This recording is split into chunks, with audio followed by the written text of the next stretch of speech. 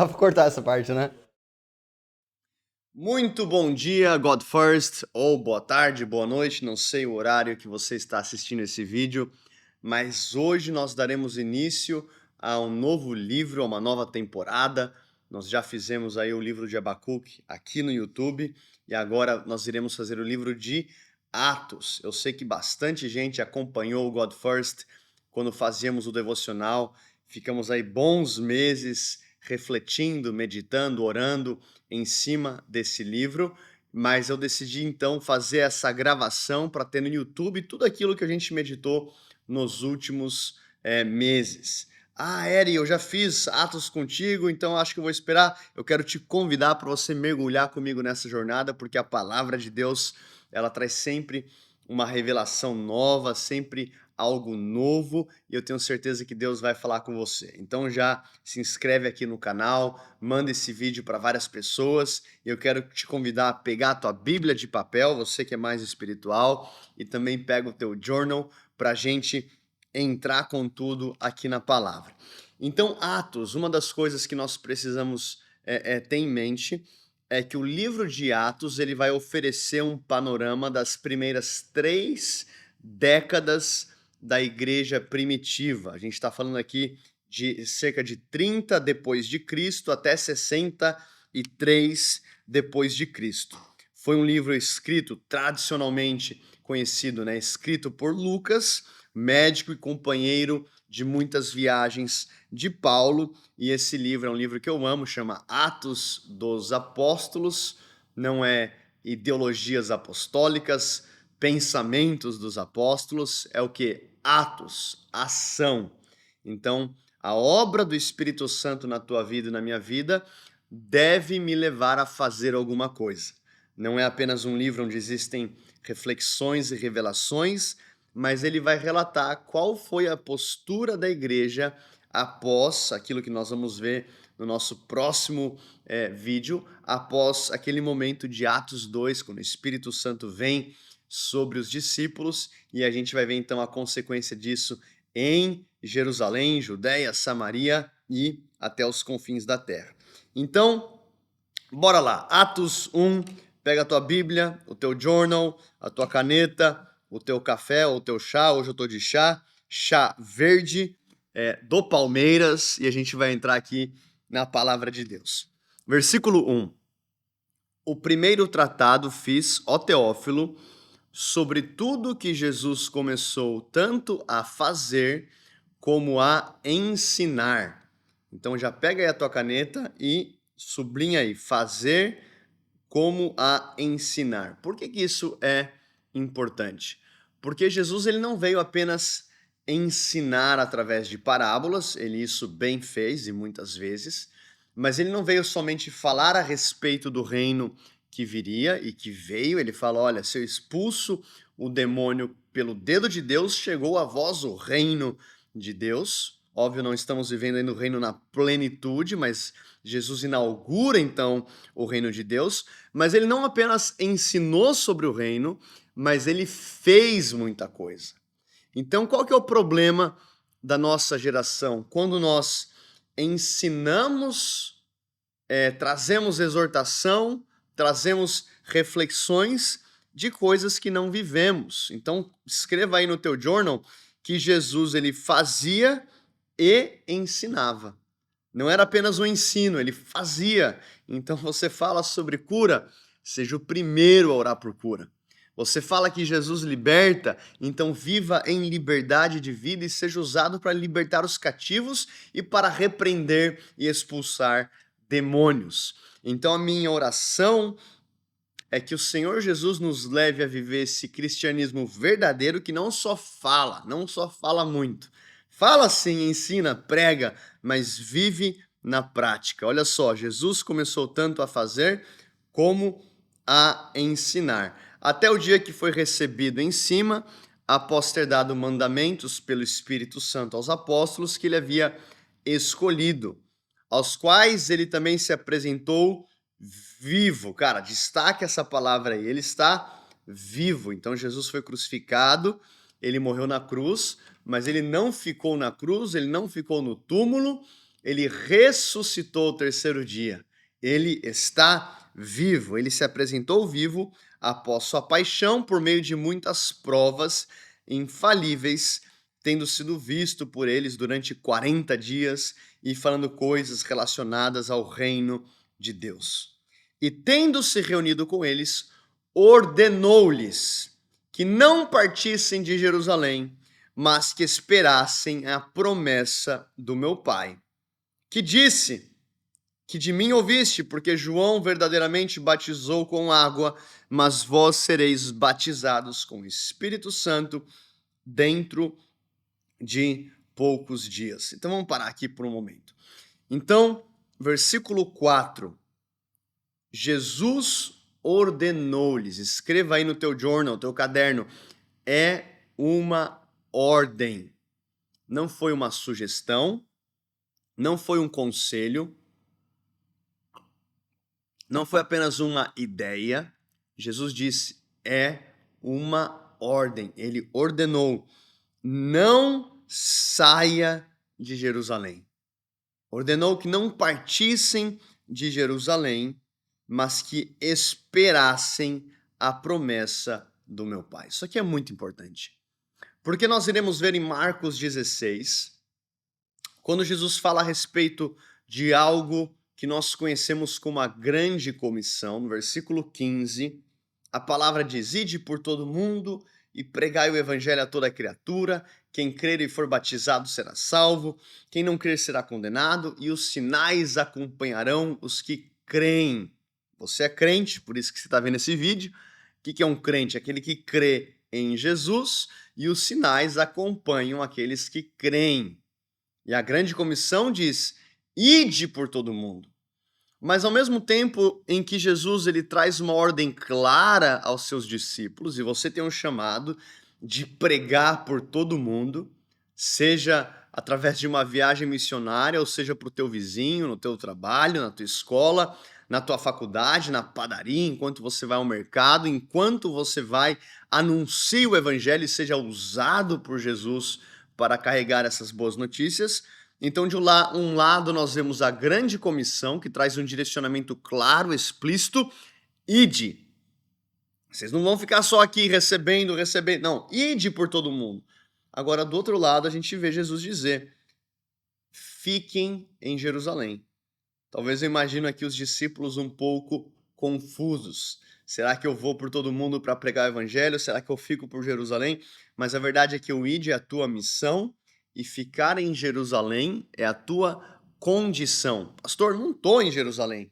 Não estou falando aqui de Jerusalém. Obviamente, nesse tempo aqui, o local de espera era Jerusalém. Mas o porquê da espera é que eles precisavam ser revestidos do Espírito Santo antes de irem por todo mundo e pregar o evangelho a toda criatura. Então, de um lado existe a grande comissão e do outro lado é algo que eu gosto de citar como a grande condição. Eu não estou pronto para pregar o evangelho sem o poder do Espírito Santo. É por isso que Paulo ele disse aos coríntios e também aos tessalonicenses que a mensagem dele ela não foi apoiada, ele não veio com palavras de sabedoria humana, mas com poder de Deus. Então nós vemos aqui que Jesus sim, ele tem essa missão para mim e para você, mas ele quer nos revestir de poder. Essa unção que vem do alto, essa presença do Espírito Santo, que não é só uma vibe, uma energia, um sentimento, não. É Deus habitando em nós e fluindo a partir de nós, nos transformando e usando as nossas vidas com dons, sinais, maravilhas, ousadia para espalhar o reino. Eri, eu não consigo espalhar o reino onde eu tô, talvez na escola, na faculdade, na rua. Você não consegue, mas você cheio do Espírito Santo é uma outra parada, é uma história completamente diferente e a gente vai ver ao longo desses vídeos, dos próximos episódios, o efeito do derramar do Espírito Santo na igreja. Então Jesus ele diz, espere. Só que aí vai algo importante, coloca aí, a gente falou então de fazer e ensinar, falamos da promessa, agora o desafio para a nossa geração é saber esperar. porque nós vivemos numa geração que é muito imediatista. Eu quero para agora, eu quero para o momento, então eu não vou esperar o processo de Deus na minha vida, processo de cura, então eu vou começar a namorar, mesmo sem ter cumprido aqui algumas etapas importantes, mesmo sem, de repente, trabalhar ou de ser curado em relação à questão de imoralidade. Eu não preciso tanto de pureza assim, não preciso esperar tanto para ser curado. Então a gente vê muitas vezes jovens, ou não só jovens, pessoas em geral, discípulos em geral, que trocam os pés pelas mãos porque não têm a capacidade de esperar. Aqui eles estão esperando debaixo de uma palavra. Qual que é a palavra de Deus sobre a tua vida e o que você precisa esperar? Qual que é o processo que você está hoje? Nós vemos nesse texto que eles precisavam esperar pela promessa do Pai, pela presença do Espírito Santo, pelo batismo do Espírito Santo, né? Vós sereis batizados com o Espírito Santo dentro de poucos dias. Então, Jesus ele falou para os discípulos, ó, esperem. Tem um momento que Jesus fala para você, espera, que não adianta correr na frente, não adianta fazer do teu jeitinho, não adianta fazer do jeito que você bem imagina, você tem que simplesmente se entregar ao Senhor, esperar, confiar que esperar em Deus é o melhor que você pode fazer, porque o romper vem na obediência, e saber que Ele traz as coisas no tempo certo. Versículo 6. Portanto, aqueles que se haviam reunido perguntaram-lhe, dizendo, Senhor, tu restaurarás neste tempo o reino a Israel? Então você vê que Jesus está falando A e os discípulos respondem com B. Porque Jesus está falando, espere em Jerusalém para ser revestido de poder. E aí a pergunta é, Senhor, é nesse tempo que você vai restaurar o reino a Israel? Como que eles imaginassem que o Messias daquele tempo, Jesus que veio, tivesse a obrigação de quebrar então o domínio romano para implementar o reino de Israel, só que essa não era a visão ou o propósito de Jesus. Qual que é a tua reação quando a obra de Deus na tua vida é diferente daquilo que você imaginava? Qual que é a tua reação? Será que você está engessado, travado, para viver apenas aquilo que você quer, ou você está aberto para entrar na agenda de Deus, mesmo quando aquilo que Ele tem para você é diferente daquilo que você esperava? Nós vemos aqui que os discípulos tinham algo em mente. Deus, quando que o Senhor vai restaurar o reino a Israel? E aí Jesus responde, e Ele disse-lhes, não pertence a vós saber os tempos ou estações que o Pai estabeleceu para o seu próprio poder. Mas recebereis o poder quando vier sobre vós o Espírito Santo, e serei as minhas testemunhas, ou os meus mártires, tanto em Jerusalém como em toda a Judéia, Samaria e até os confins da terra. E falado essas coisas, vendo eles, ele foi levado para cima, uma nuvem o recebeu, ocultando-o a seus olhos. E enquanto eles olhavam firmemente para o céu, enquanto ele subia, eis que 2 homens se puseram junto deles com vestiduras brancas, os quais lhes disseram, homens da Galileia, por que estáis aí parados, olhando para o céu? Esse mesmo Jesus que dentre vós foi levado para o céu, há de vir da mesma maneira que o vistes ir para o céu. Então eles retornaram para Jerusalém, do monte chamado das Oliveiras, o qual está perto de Jerusalém, uma jornada de um dia de Shabat. Então, entrando eles, subiram à sala superior, onde se encontravam Pedro, Tiago, João, André, Filipe, Tomé, Bartolomeu, Mateus, Tiago, filho de Alfeu, Simão, Zelote, Judas, irmão de Tiago.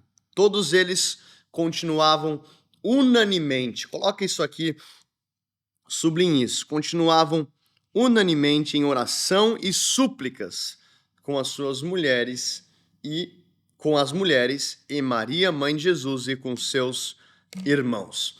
E naquele dia, levantando-se Pedro, no meio dos discípulos, sendo o número de pessoas ali reunidas cerca de 120. Até aqui. Então, o que a gente vai ver aqui?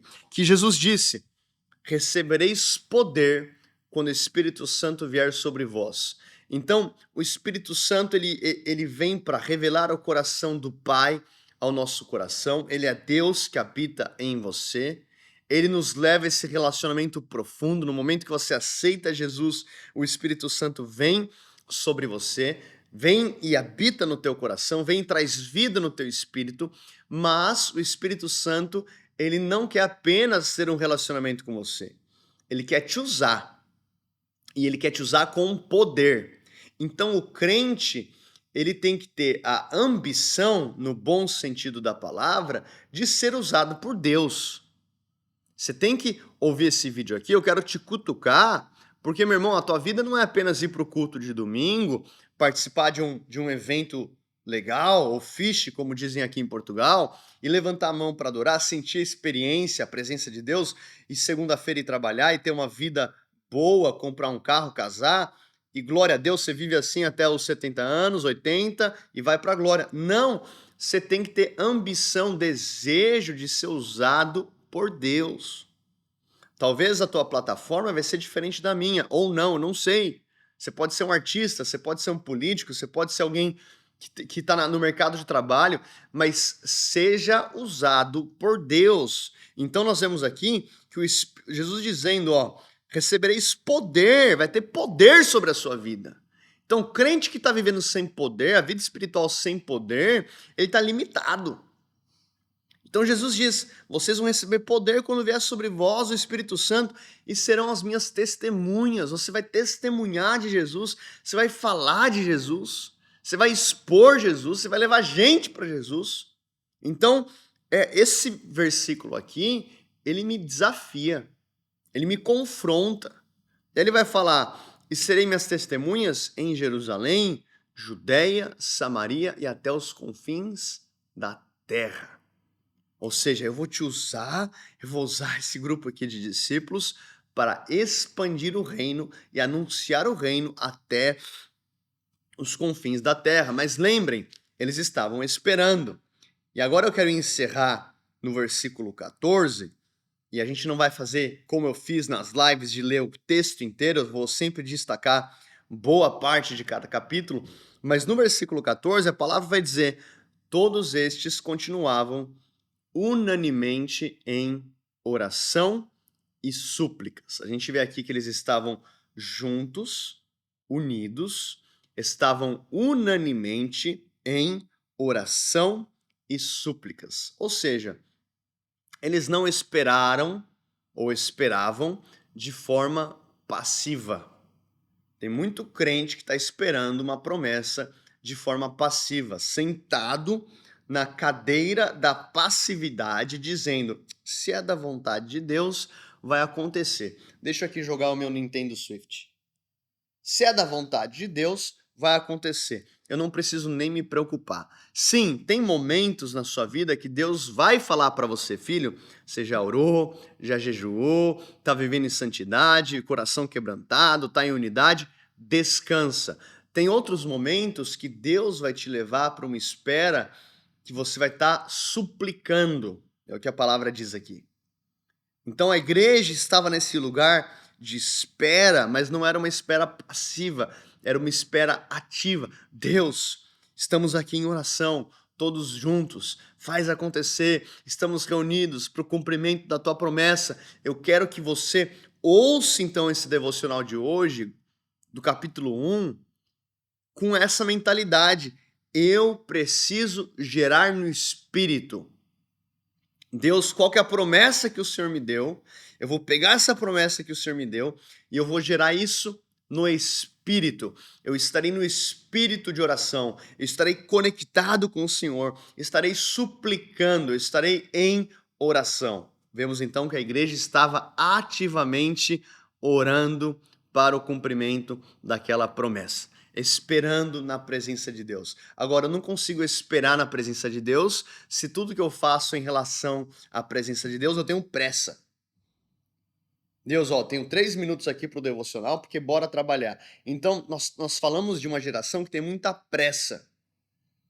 Nós perdemos alguns elementos importantes de vida com Deus que vemos ao longo das Escrituras, como, por exemplo, a contemplação, que é aquele momento que você entra na presença de Deus e simplesmente contempla quem Ele é, o adora. Enquanto você adora, você é transformado. Só que a gente tem muita pressa, não consegue esperar em Jerusalém, não consegue orar gerando a promessa. Então tem uns desafios para você hoje. Primeiro, primeira pergunta: será que eu estou apenas ensinando ou eu faço? Será que o meu cristianismo é prático e verdadeiro? Isso é um questionamento. Segundo, será que eu estou cheio do Espírito Santo? Ah, pastor, mas eu já oro em línguas, eu tive experiência com Deus lá na conferência Dunamis ou no meu retiro lá da igreja. Cara, caí no chão, tremi, chorei, orei em línguas. Tá, muito bom. Mas então Paulo vai trazer aos Efésios: enchei-vos do Espírito. Então é uma ação que precisa ser constante. Está cheio do Espírito hoje? Glória a Deus. Continue cheio. Amanhã continue cheio. Tenha um momento de clamar: Deus, me enche ainda mais com o teu Espírito Santo, me enche com o teu poder. Seja cheio do Espírito Santo. Faça esse questionamento. Você que nunca teve essa experiência com o Espírito Santo, acabando esse devocional, coloca um louvor aí e fala: Deus, me enche. Eu quero te conhecer. Espírito Santo, vem sobre mim. Eu creio que ele vai fazer. Terceira pergunta: eu estou sendo usado com poder? Questione. Qual que foi o último enfermo que eu orei? Qual que foi a última batalha espiritual que eu entrei e, cara, expulsei um demônio? Qual que foi a última vez que eu preguei o evangelho para alguém na rua que eu não conhecia? Qual que foi a última palavra de conhecimento que eu dei? O meu cristianismo está reduzido a uma zona de conforto que não demanda, não requer, não exige poder. Questione isso. E quarto, será que eu estou gerando promessas em oração? Escreva aí no teu journal quais são as promessas que Deus tem para você e será que você está orando em cima disso? Ah, eu tenho promessas para as nações. Você está orando pelas nações? Eu tenho promessa para o Japão. Você está orando pelo Japão? Você tem ao menos o teu passaporte? Você está estudando japonês, coisas práticas, e você está gerando no espírito, porque foi dessa maneira que a igreja primitiva gerava promessas. Então esse foi o nosso God First de hoje. Nós voltamos aí em breve com Atos capítulo 2. Novamente, dispara aí esse vídeo para muitas pessoas e eu te vejo no nosso próximo episódio. Deus abençoe.